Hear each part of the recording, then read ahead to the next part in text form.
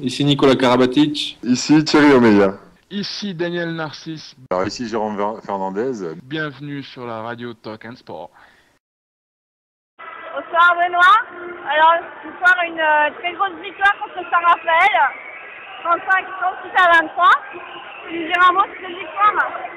Bien sûr, c'est un match qu'on attendait, qu'on sortait d'une contre-performance à Cesson.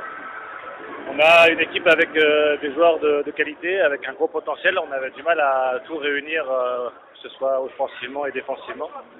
Et c'est vrai que ce soir, on a pu s'appuyer sur une grosse défense, un gardien qui a fait énormément d'arrêts. Et ensuite, on a utilisé notre jeu rapide pour faire l'écart et on a su maintenir cet écart, ce qui était un peu notre péché mignon sur les précédentes saisons et même cette année. Et du coup, on peut sortir très satisfait d'un match avec un gros écart comme celui-ci. Alors pour l'instant à domicile, à part le match de Chambéry où c'était une défaite, une courte défaite quand même, 3 buts d'écart. Ça vous réussit bien le match de domicile, par contre l'extérieur c'est pas encore tout à fait ça, chaque fois. Non, c'est vrai, on est très ambitieux à domicile, on a vraiment fait un cahier de route avec maximum deux défaites à domicile. Donc là on en a déjà une, donc on n'a plus le droit qu'à un faux pas. Donc il va falloir qu'on se tienne sur cette ligne de conduite.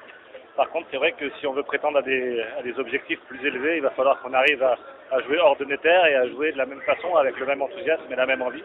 Et j'espère que ce sera le cas dès le prochain match à Créteil dimanche prochain. Ce sera un match de référence pour la saison du coup ce soir. Il faut qu'on s'en serve, c'est vrai que ça fait du bien pour la confiance, il faut qu'on s'en serve. J'espère qu'on arrivera à réitérer la performance rapidement. Alors les prochains matchs, donc tu as dit Créteil la semaine prochaine. Après vous recevez Dunkerque. Déplacement à Évry et ensuite vous recevez Paris. Ça va être, à part Dunkerque, ça va être les derbies franciliens là. Voilà, déjà on ne pourra pas se cacher derrière des déplacements difficiles et longs. On reste sur le territoire de l'Île-de-France, donc on aura justement la faculté de préparer ces matchs de la meilleure des façons. Avec des matchs très importants, des matchs télévisés, on se doit aussi de se réconforter un peu avec la télé puisque nos dernières sorties étaient un peu calamiteuses.